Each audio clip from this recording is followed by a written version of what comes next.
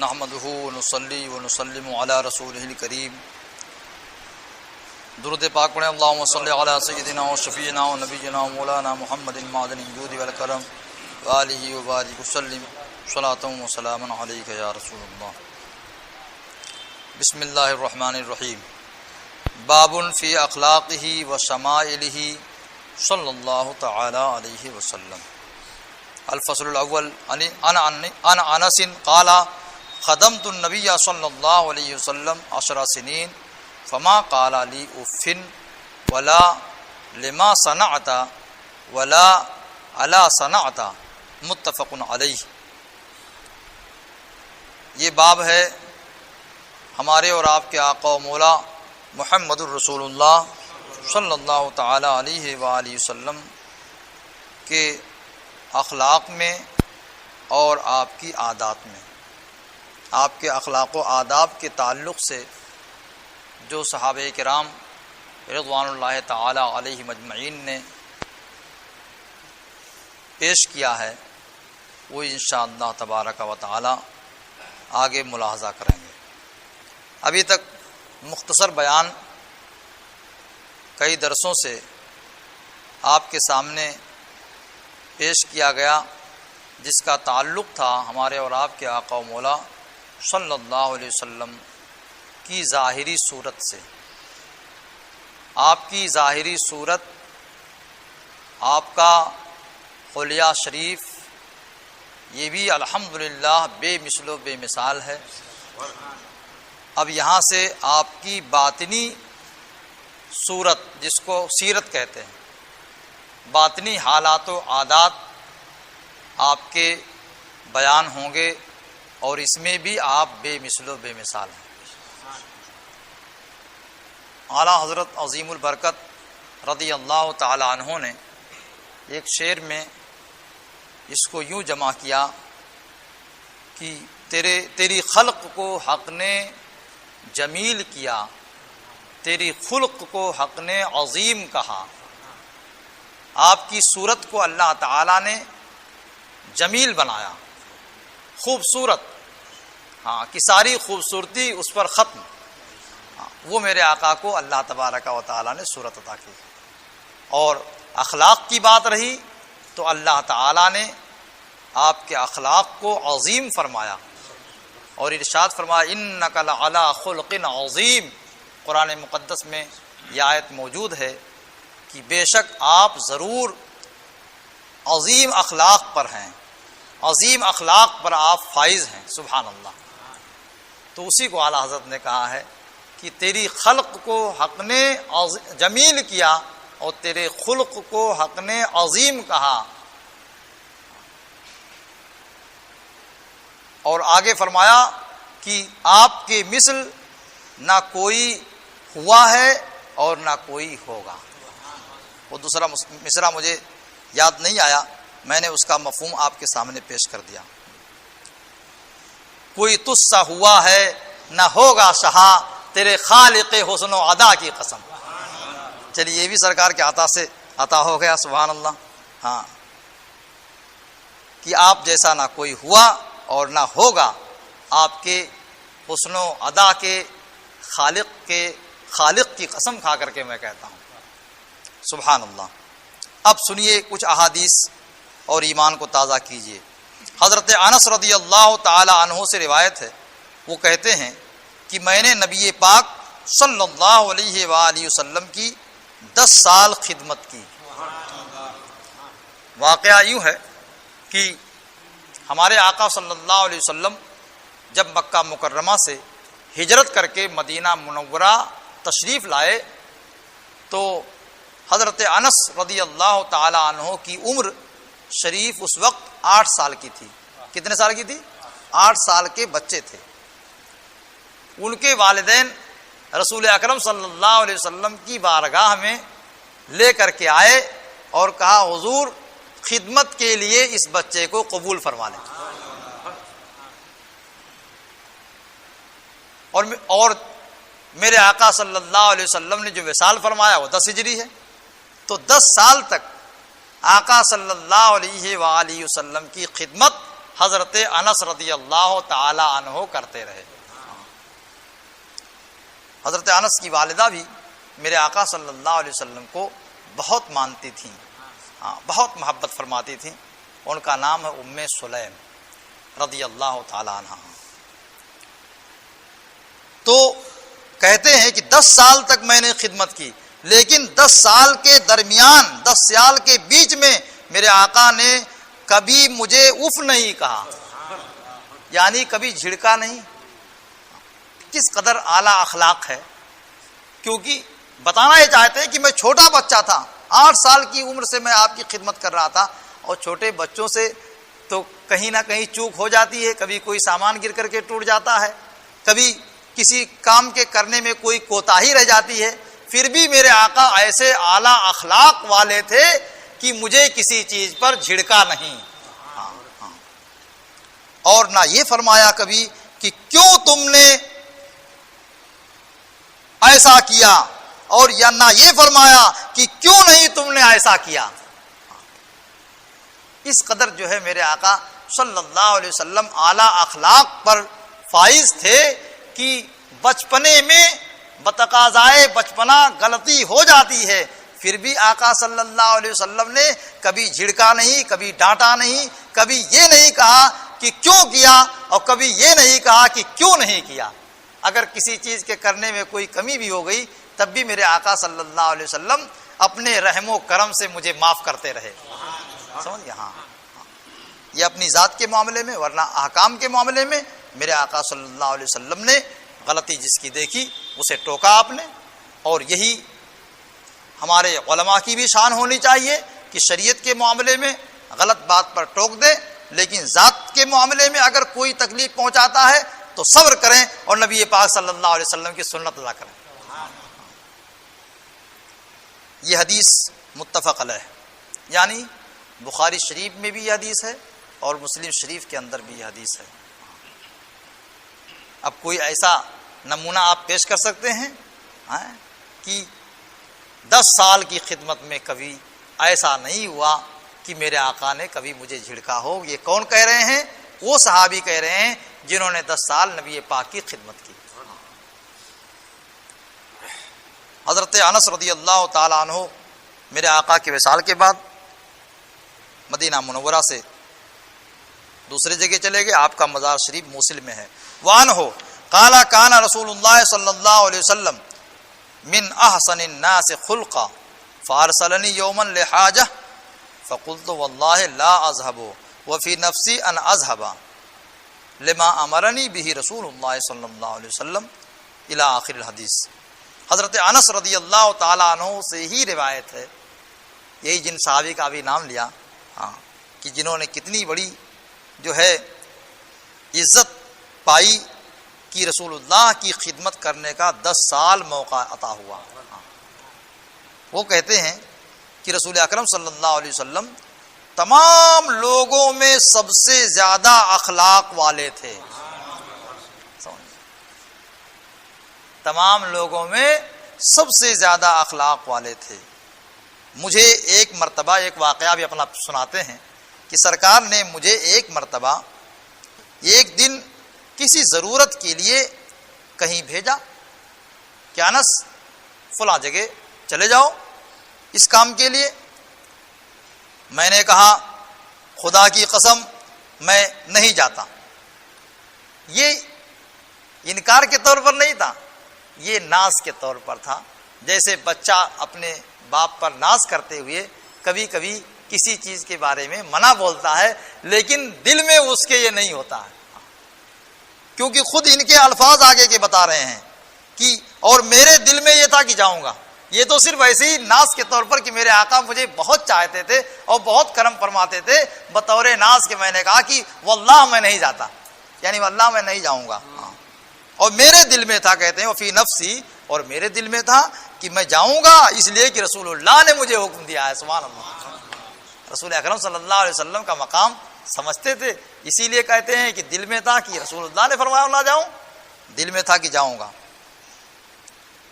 فرماتے ہیں حضرت انس تو میں نکلا، یہاں تک کہ کچھ بچوں کے پاس سے گزرا جو کھیل رہے تھے، جو بازار میں کھیل رہے تھے چھوٹے چھوٹے بچے، ان کے پاس سے گزرا تو وہاں جو ہے تھوڑی دیر ٹھہر گئے، بچپنا تھا بتقاضۂ بشری، ٹھہر گئے اور بچوں کا کھیل دیکھنے لگے۔ کہتے ہیں فَإِذَا رسول اللہ صلی اللہ علیہ وسلم قد قبض بقفایا من ورائی، تو اچانک کیا ہوا کہ رسول اکرم صلی اللہ علیہ وسلم نے میری گردن کو پیچھے سے پکڑا۔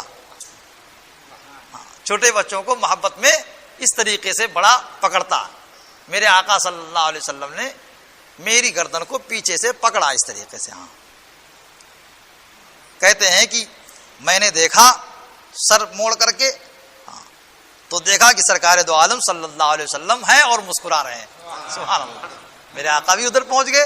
ہاں، اب سوچئے حضرت انس کیا کہنا چاہتے ہیں کہ سرکار کے رحم و کرم پر ہماری جان قربان، کہ میں نے رسول اکرم صلی اللہ علیہ وسلم کے حکم کا بظاہر انکار کیا تھا کہ نہیں جاؤں گا، مگر آپ کے اندر ناراضگی نہیں تھی، بلکہ میرے گردن کو پکڑ کر کے محبت ظاہر فرما رہے تھے۔ ہاں، یہ محبت میں اس طریقے سے بچے کو پکڑا جاتا ہے۔ ہاں، میرے جو ہے پیچھے سے پکڑا، میں نے دیکھا کہ سرکار مسکرا رہے ہیں۔ ہاں، اور فرمایا اے انیس، محبت میں انس کو انیس، اسی کو تصغیر کہتے ہیں۔ تصغیر کبھی محبت میں جو ہے لائی جاتی ہے، اور کبھی جو ہے کسی کو ذلیل اور چھوٹا ظاہر کرنے کے لیے تصغیر لائی جاتی ہے۔ دونوں طریقے سے تصغیر کا لفظ آتا ہے۔ یہ عربی میں اسی کو تصغیر بولتے ہیں۔ یا انیس، اے انس، اے انیس، آپ اپنے بچوں کا نام انیس بھی رکھ سکتے ہیں۔ اے انیس، کیا تم گئے جہاں جانے کا میں نے حکم دیا تھا؟ میں نے کہا ہاں یا رسول اللہ جا رہا ہوں۔ سبحان اللہ، یعنی یہ نہیں کہا نہیں گیا کہ رسول اللہ سے کہوں کہ آپ کے حکم پر عمل نہیں کیا۔ ہاں، ابھی گئے نہیں تھے، ابھی جانے ہی کے اس میں تھے، وہ تو بچوں کا کھیل دیکھ رہے تھے تھوڑی دیر کے لیے۔ ہاں، عرض کیا ہاں یا رسول اللہ جا رہا ہوں۔ سبحان اللہ، یہ میرے آقا صلی اللہ علیہ وسلم کا جو ہے حسن خلق ہے کہ حضرت انس رضی اللہ تعالیٰ عنہ اس کو صحابہ کے درمیان اور تابعین کے درمیان بیان کر کے لطف لیتے تھے، مزے لیتے تھے کہ رسول اکرم صلی اللہ علیہ وسلم کتنے کریم ہیں، کتنے کریم ہیں۔ ہم نے خطا میں نہ کی، تم نے عطا میں نہ کی، کوئی کمی سرورا، تم پہ کروڑوں درود۔ وعن ہو قال كنت امشي مع رسول الله صلی اللہ علیہ وسلم وعليه برد نجرانی غلیظ الحاشیہ فادرکه اعرابی الى آخر الحدیث۔ حضرت انس رضی اللہ تعالیٰ عنہ سے روایت ہے، وہ کہتے ہیں کہ میں رسول اکرم صلی اللہ علیہ وسلم کے ساتھ چل رہا تھا، ان کا کام ہی تھا خدمت رسول۔ سبحان اللہ، ہاں، میرے آقا کہیں جا رہے تھے، میں بھی آپ کے پیچھے پیچھے چل رہا تھا، اور آپ نجرانی چادر اوڑھے ہوئے تھے جس کا کنارہ موٹا تھا۔ ایسی بھی چادریں ہوتی نا کہ اس کی کناری جو ہے موٹی ہوتی ہے، ہاں، جس کی کناری جو ہے بہت موٹی تھی، غلیظ الحاشیہ، اس کی کناری کیا تھی؟ موٹی تھی۔ ایسی چادر آپ اوڑھے ہوئے تھے۔ ایک اعرابی آپ کے سامنے آیا اور اس نے آپ کی چادر پکڑ کر کے زور سے کھینچا۔ اللہ اکبر۔ ورجع النبی صلی اللہ علیہ وسلم فی نحر الاعرابی، نبی پاک صلی اللہ علیہ وسلم اعرابی کے سینے تک آ گئے، اس بدوی اور دیہات کے رہنے والے شخص کے سینے تک آ گئے، ایسا کھینچا کہ چادر کی کھینچنے کی وجہ سے آقا اس کے یہاں سینے تک پہنچ گئے۔ حضرت انس کہتے ہیں میں نے دیکھا کہ رسول اکرم صلی اللہ علیہ وسلم کے کندھے کے کنارے کیا ہے؟ چادر کے کناری نے اثر ڈال دیا ہے۔ مطلب یہ ہے کہ چادر کھینچنے کی وجہ سے نشان پڑ گئے ہیں آپ کے کندھے پر، اس قدر تیزی سے اس اعرابی نے چادر کھینچی تھی۔ ہاں، پھر اس نے کہا اے محمد صلی اللہ علیہ وسلم، چونکہ وہ اعرابی تھے، دیہات کے تھے، آداب سے اتنے واقف نہیں تھے۔ آج بھی دیہات سے بہت سے چلنے والے آتے ہیں، دیکھا جاتا ہے کہ جس پر ہم کتاب رکھ کر کے نہیں پڑھتے ہیں، یا بچوں کو کتاب رکھنے کے لیے باکڑے ہوتے ہیں، ایسے بھی کچھ لوگ آ جاتے ہیں اسی بیٹھ جاتے ہیں، لیکن ان کو ہم جھڑکتے نہیں، آسانی کے ساتھ. ہاں تو ہوتا ایسا کہ دیہات کے رہنے والے ان کو اتنے آداب سے واقفیت ابھی نہیں تھی.